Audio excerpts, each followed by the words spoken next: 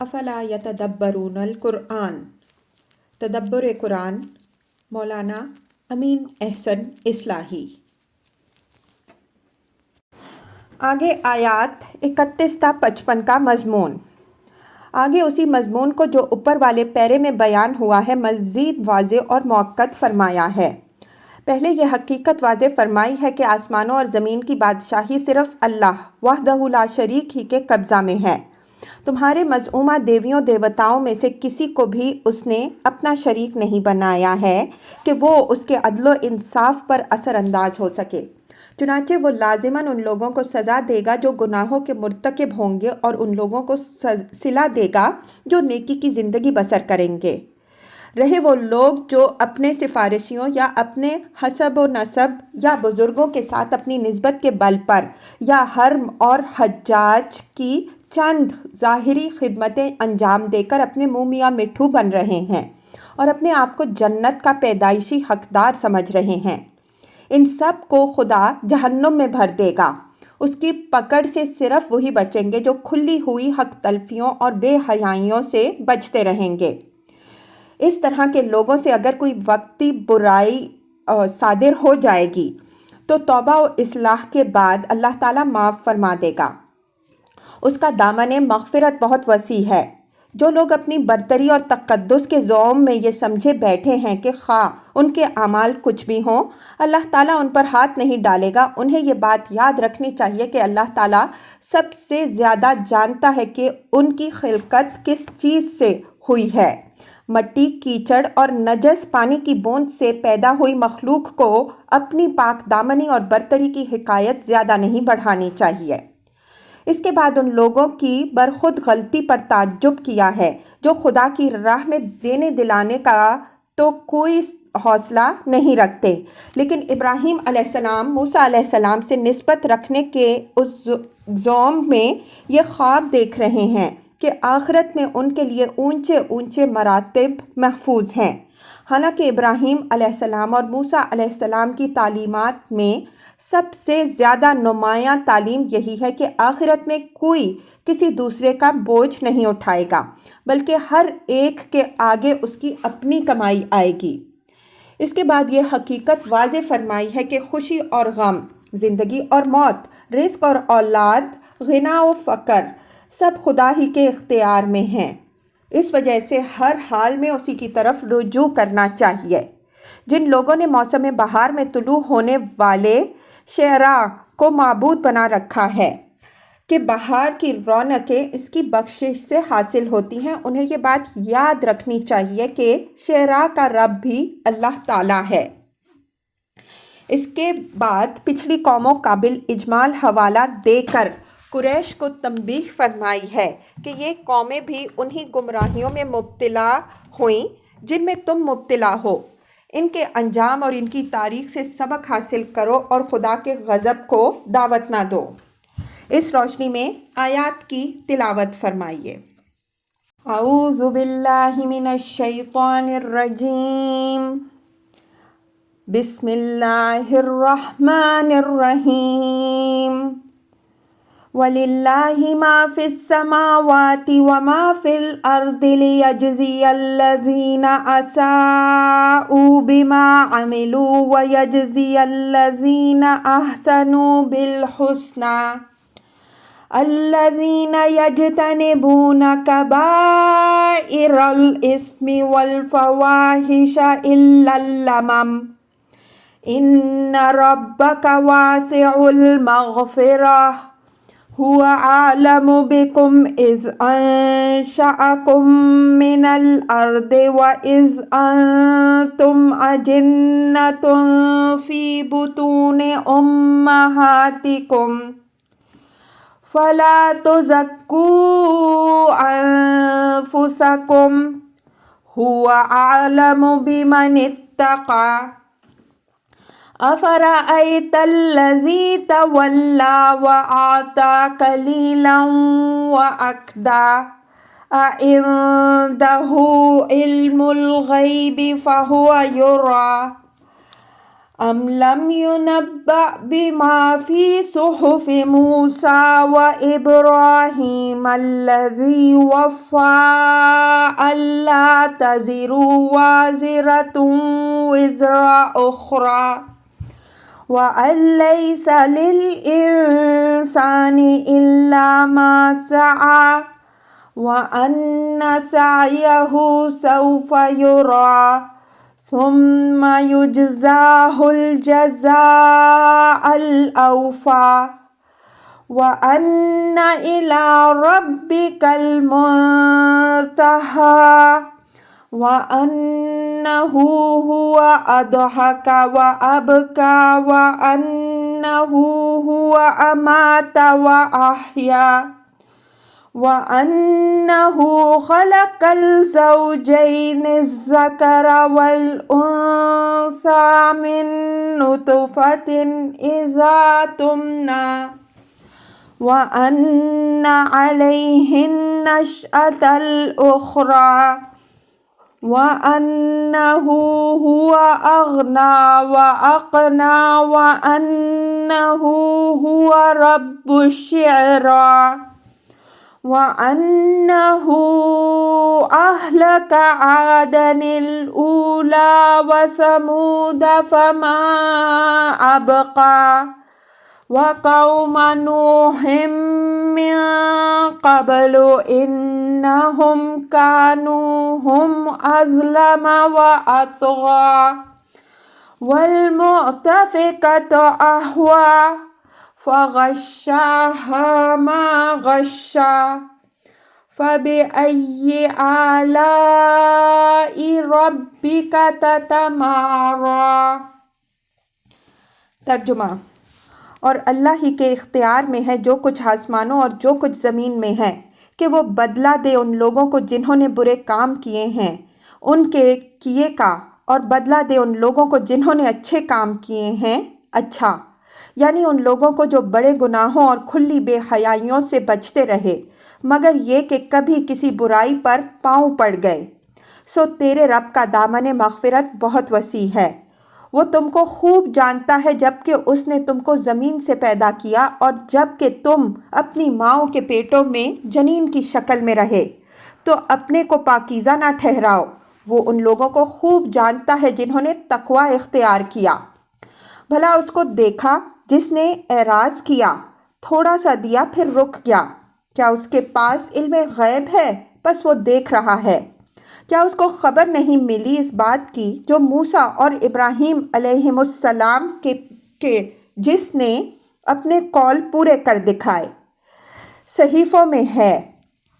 کہ کوئی جان کسی دوسرے کا بوجھ نہیں اٹھائے گی، اور یہ کہ انسان کے لیے وہی ہے جو اس نے کمائی کی ہوگی، اور یہ کہ اس کی کمائی ان قریب ملاحظہ کی جائے گی، پھر اس کو پورا پورا بدلہ دیا جائے گا، اور یہ کہ سب کا منتہا تیرے رب کی طرف ہے۔ اور بے شک وہی ہے جو ہنساتا اور رلاتا ہے، اور وہی ہے جو مارتا اور زندہ کرتا ہے، اور وہی ہے جس نے جوڑے کے دونوں فرد نر اور ناری پیدا کیے ایک بوند سے جبکہ وہ ٹپکا دی جاتی ہے، اور بے شک دوبارہ اٹھانا اس کی ذمہ داری ہے، اور اسی نے غنی اور سرمایہ دار کیا، اور وہی شعراء کا رب بھی ہے۔ اور اسی نے ہلاک کیا عاد اولیٰ کو اور سمود کو بھی، پس کسی کو بھی باقی نہ چھوڑا، اور قوم نوح کو بھی ان سے پہلے۔ بے شک وہ نہایت ظالم اور سرکش تھے، اور الٹی ہوئی بستیوں کو بھی دے مارا، پس ان کو ڈھانک لیا جس چیز نے ڈھانک لیا، تو تم اپنے رب کے کن کن کرشموں کے باب میں جھگڑتے رہو گے۔ الفاظ کی تحقیق اور آیات کی وضاحت۔ وَلِلَّهِ مَا فِي السَّمَاوَاتِ وَالْأَرْضِ لِيَجْزِيَ الَّذِينَ أَسَاءُوا بِمَا عَمِلُوا وَيَجْزِيَ الَّذِينَ أَحْسَنُوا بِالْحُسْنَى۔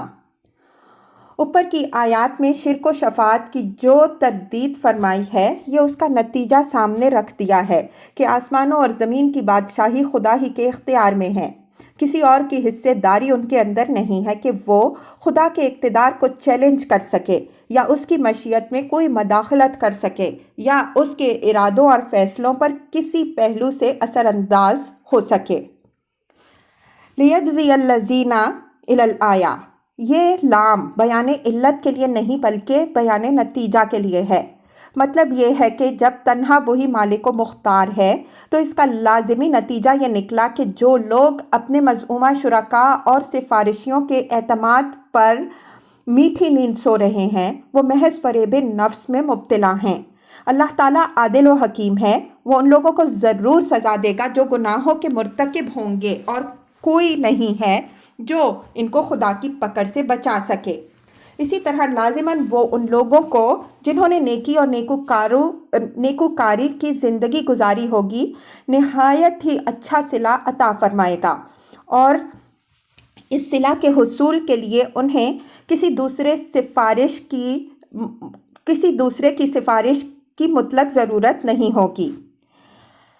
اس آیت سے یہ بھی معلوم ہوتا ہے کہ بروں کے سامنے تو صرف ان کے برے اعمال کی حقیقت آئے گی، جو کچھ انہوں نے کیا ہوگا وہ بے کم و کاست ان کے سامنے رکھ دیے جائیں گے۔ اللہ تعالیٰ اس پر کوئی اضافہ نہیں کرے گا، لیکن نیکوں کی طرف ان کی نیکیوں کا صلہ ہی نہیں ملے گا بلکہ اس کے ساتھ اللہ تعالیٰ کا فضل و انعام بھی ہوگا۔ اللہ تعالیٰ عادل ہے، اس وجہ سے وہ کسی کے ساتھ کوئی ناانصافی نہیں کرے گا، لیکن وہ صاحب جود و فضل بھی ہے، اس وجہ سے اپنے نیک بندوں کو ان کے حق سے زیادہ بخشے گا۔ الذین یجتنبون کبائر الاثم والفواحش الا اللمم ان ربک واسع المغفرہ هو اعلم بکم اذ انشأکم من الارض واذ انتم اجنۃ فی بطون امہاتکم فلا تزکوا انفسکم هو اعلم بمن اتقی۔ فرمایا کہ اللہ تعالیٰ کے ہاں نیک وہ ہیں جو بڑے گناہوں اور کھلی ہوئی بے حیائیوں سے بچنے والے ہیں۔ ان سے اگر کوئی برائی صادر ہوتی ہے تو اس کی نوعیت بس یہ ہوتی ہے کہ گویا چلتے چلتے کسی گندگی پر پاؤں پڑ گئے۔ وہ کبھی ٹھوکر کھا کر کسی گناہ میں مبتلا ہو جاتے ہیں، لیکن جس طرح کوئی صفائی پسند کسی گندگی پر اپنا بستر نہیں ڈال دیتا بلکہ جلد سے جلد اس سے دور ہونے کی کوشش کرتا ہے، اسی طرح یہ بھی یہ نہیں کرتے کہ اس گناہ ہی کو اپنا اوڑھنا بچھونا بنا لیں، جلد سے جلد توبہ و اصلاح کے ذریعے سے اس سے پاک ہونے کی کوشش کرتے ہیں۔ لمام اور لمم کے اصل معنی کسی جگہ ذرا دیر کے لیے اتر پڑنے کے ہیں۔ مجاہد اور ابن عباس سے لمم کا مفہوم یہ نقل ہوا ہے کہ آدمی کسی گناہ میں آلودہ تو ہو جائے لیکن پھر اس سے کنارہ کش ہو جائے۔ مطلب یہ ہوا کہ انسان سے یہ مطالبہ نہیں ہے کہ وہ معصوم بن کر زندگی گزارے، جذبات اور خواہشوں سے مغلوب ہو کر گناہ کا مرتکب ہو جانا اس سے بعید نہیں ہے، لیکن اللہ تعالیٰ کا یہ مطالبہ ضرور ہے کہ اس کی حس ایمانی اتنی بیدار رہے کہ کوئی گناہ اس کی زندگی کا اس طرح احاطہ نہ کر لے کہ اس کے لیے اس سے پیچھا چھڑانا ہی ناممکن ہو جائے، بلکہ جب بھی اس کا نفس اس کو ٹھوکر کھلائے وہ متنبہ ہوتے ہی توبہ کر کے اپنی اصلاح کر لے۔ جو لوگ اس طرح زندگی گزارتے ہیں اللہ تعالیٰ ان کے گناہوں کو معاف فرما دے گا، اس کا دامن مغفرت بہت وسیع ہے۔ سورہ النساء میں یہ مضمون اس طرح بیان ہوا ہے: انما التوبۃ علی اللہ للذین یعملون السوء بجہالۃ ثم یتوبون من قریب فاولئک یتوب اللہ علیہم وکان اللہ علیما حکیما ولیست التوبۃ للذین یعملون السیئات حتی اذا حضر احدهم الموت قال انی تبت الآن وللذین یموتون وهم کفار اولئک اعتدنا لهم عذابا علیما۔ سورہ النساء آیات 17 تا 18۔ اللہ پر صرف ان کی توبہ کی قبولیت کی ذمہ داری ہے جو جذبات سے مغلوب ہو کر برائی تو کر بیٹھتے ہیں پھر جلدی توبہ کر لیتے ہیں۔ ایسے لوگوں کی توبہ اللہ قبول کر لیتا ہے اور اللہ علیم و حکیم ہے۔ اور ایسے لوگوں کی توبہ نہیں ہے جو برائی کرتے رہے یہاں تک کہ جب ان میں سے کسی کو موت سر پر آن کھڑی ہو تو وہ بولا کہ اب میں نے توبہ کی اور ان لوگوں کی بھی توبہ نہیں ہے جو کفر ہی کی حالت میں مرتے ہیں، یہی ہیں جن کے لیے ہم نے دردناک عذاب تیار کر رکھا ہے۔ کبائر الاسم والفواحش میں اسم سے مراد وہ گناہ ہیں جن کا تعلق غصب حقوق اور ظلم و تعدی سے ہے، اور فاحشہ سے مراد کھلی ہوئی بے حیائیاں اور بدکاریاں ہیں۔ کبائر سے بچنے کی جو ہدایت فرمائی گئی ہے تو اس کے معنی یہ نہیں ہے کہ صغائر پر کوئی گرفت نہیں ہے، بلکہ اس میں حکمت، جیسا کہ اس کے محل میں ہم واضح کر چکے ہیں، یہ ہے کہ جو لوگ کبائر سے بچتے ہیں ان کی حس ایمانی اتنی قوی ہو جاتی ہے کہ وہ صغائر کے ارتکاب پر کبھی راضی نہیں ہوتے۔ جو ہزاروں کی امانت ادا کرتا ہے وہ کسی کے دھیلے پیسے میں خیانت کر کے خائن کہلانے پر کس طرح راضی ہوگا؟ یہ تنبیہ ہے ان لوگوں کو جو ہر قسم کی برائیوں اور بے حیائیوں میں تو آلودہ تھے، لیکن اپنے مزعومہ شرکاء کی شفاعت، اپنے آباء و اجداد کی بزرگی اور اپنے حسب و نسب کی برتری کے بل پر جنت کے خواب دیکھ رہے تھے۔ ان کو آگاہ فرمایا گیا ہے کہ خدا کے ہاں کام آنے والی چیز ایمان اور عمل صالح ہے، نہ کہ یہ جھوٹے سہارے۔ پیچھے ہم اشارہ کر آئے ہیں کہ قریش اور اہل کتاب سب اسی قسم کے کسی نہ کسی وہم میں مبتلا رہے ہیں۔ قریش کو دیویوں دیوتاؤں کے سوا اپنے اولاد ابراہیم و اسماعیل علیہم السلام اور پاسبان حرم ہونے پر بھی بڑا ناز تھا۔ ان کے اسی ناز پر ان کو اجعلتم سقایۃ الحاج و عمارۃ المسجد الحرام التوبہ آیات 91-92 والی آیت میں تنبیہ فرمائی گئی ہے کہ حاجیوں کو پانی پلا دینا اور خانہ کعبہ کی کچھ دیکھ بھال کر دینا نیکی ہے، لیکن یہ وہ نیکی نہیں ہے جو ایمان و عمل صالح کی قائم مقام اور تمہارے دوسرے جرائم کے لیے پردہ پوش بن سکے۔ اسی طرح اہل کتاب کو یہ غرہ تھا کہ وہ برگزیدہ امت اور ابراہیم و اسحاق علیہم السلام جیسے بزرگ نبیوں کی اولاد میں سے ہیں، اس وجہ سے دوزخ کی آگ ان پر حرام ہے۔ دوزخ میں اول تو وہ ڈالے ہی نہیں جائیں گے، اور اگر کسی کو ڈالا بھی گیا تو صرف چند دنوں کے لیے، ابدی عذاب ان کے لیے بہرحال نہیں ہے۔ یہ چیز صرف دوسری قوموں کے لیے مخصوص ہے۔ ان کے اسی غرور پر سیدنا مسیح علیہ السلام نے ان کو سرزنش فرمائی کہ اولاد ابراہیم علیہ السلام ہونے پر ناز نہ کرو، میرا رب چاہے گا تو ان پتھروں سے ابراہیم علیہ السلام کے لیے اولاد پیدا کرے گا۔ انہی یہود کی پیروی ان کے بعد مسلمانوں نے بھی کی اور اپنے آپ کو امت مرحومہ قرار دے کر ایمان و عمل کی ساری ذمہ داریوں سے بری کر لیا، یہاں تک کہ ان کے اندر کتنے خاندان ہیں جن میں پیدا ہو جانا ہی جنت کی ضمانت ہے، اور کتنے قبرستان ہیں جن میں دفن ہونا ہی ابدی بادشاہی کی بشارت ہے۔ اس سے بحث نہیں کہ پیدا ہونے والے اور مرنے والے کے عقائد و اعمال کیا ہیں۔ هو أعلم بكم إذ أنشأكم من الأرض وإذ أنتم أجنة في بطون أمهاتكم فلا تزكوا أنفسكم هو أعلم بمن اتقى۔ اس ذہن کے سارے ہی لوگوں کو مخاطب کر کے یہ تنبیہ فرمائی جا رہی ہے کہ اپنی پاک دامنی کی حکایت زیادہ نہ بڑھاؤ اور اپنے منہ میاں مٹھو نہ بنو۔ اللہ تعالیٰ تمہارے اس دور کو بھی سب سے زیادہ جانتا ہے جب اس نے زمین سے تم کو پیدا کیا، اور اس دور کو بھی جانتا ہے جب تم اپنی ماؤں کے پیٹوں میں جنین کی صورت میں رہے۔ مطلب یہ ہے کہ پانی، کیچڑ اور مٹی سے وجود آنے والی مخلوق اور پھر ذلیل پانی کی ایک بوند سے رحم مادر کے اندر پرورش پانے والی ہستی کو یہ بات زیب نہیں دیتی کہ وہ بجائے خود اپنے وجود ہی کو بڑے سے بڑے مرتبہ کا مستحق سمجھ بیٹھے اور نیکی و تقوی کی راہ میں کسی جد و جہد کی ضرورت سے مستغنی ہو جائے۔ اس کا وجود ہر شخص جانتا ہے کہ نہایت حقیق عنصر سے ہوا ہے،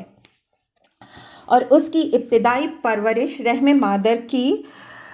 تنگنائے میں ہوئی ہے۔ اس وجہ سے مجرد وجود کی بنیاد پر تو اس کو کسی خاص شرف کے حاصل ہونے کی توقع نہیں کرنی چاہیے۔ اس کو شرف حاصل ہو سکتا ہے تو تقوی اور دین کی بنیاد پر ہو سکتا ہے، اور اس چیز سے سب سے زیادہ واقف اللہ تعالیٰ ہی ہے۔ وہی اپنی میزان میں تول کر جس کو جس مرتبے کا مستحق پائے گا اس سے پر سرفراز فرمائے گا۔ اس میزان کے فیصلے سے پہلے کسی کو یہ حق نہیں ہے کہ وہ اپنی عالی مقامی کی منادی کرتا پھرے۔ یہ مضمون سورہ معارج کی آیات 38 تا 39 میں بھی آئے گا، وہاں انشاءاللہ اس کی مزید وضاحت ہوگی۔ اس آیت میں انسان کے وجود کا جس حقارت آمیز انداز میں ذکر فرمایا گیا ہے اس پر بھی نگاہ رہے، اور فَلَا تُزَكُّوا أَنفُسَكُم میں اس کے دعوائے پاکی و برتری پر جو طنز ہے وہ بھی پیش نظر رہے۔ پھر غور کیجئے اپنے ان صوفیوں کے عقیدہ وحدت الوجود پر، جو مدعی ہیں کہ انسان اللہ تعالیٰ ہی کا ایک جز ہے جو بالآخر اپنے کل سے مل جائے گا اور اس طرح قطرہ سمندر میں مل کر سمندر بن جائے گا۔ اگر انسان اللہ تعالیٰ ہی کا ایک جز ہے تو کیا اللہ تعالیٰ نے العیاذ باللہ اپنے ہی وجود کے ایک جز کا اس حقارت آمیز انداز میں ذکر کیا ہے؟ پھر اس بات پر بھی غور کیجئے کہ مجرد وجود کی بنا پر کسی دعوائے برتری و پاکی کو قرآن نے اپنے منہ میاں مٹھو بننے سے تعبیر فرمایا ہے، لیکن صوفی حضرات بنکارتے ہیں کہ سبحانی سبحانی ما اعظم و شانی، میں پاک ہوں ہر عیب سے پاک، کیا کہنے ہیں میری عظمت کے، میری شان بڑی عظیم ہے۔ کیا کوئی انسان جس کے اندر ایمان کی رمق بھی ہو اپنی ذات کے بارے میں یہ فرعونی دعویٰ کر سکتا ہے؟ لیکن صوفیوں نے چونکہ قرآن و حدیث کی جگہ باطنیہ، روافد اور براہمنوں سے رہنمائی حاصل کی ہے، اس وجہ سے ان فتنوں کو اسلام میں لا گھسایا، اور آج کتنے کم سواد ہیں جو ان فکروں کو دہراتے ہیں حالانکہ وہ ان کے معنی سے بالکل بے خبر ہیں۔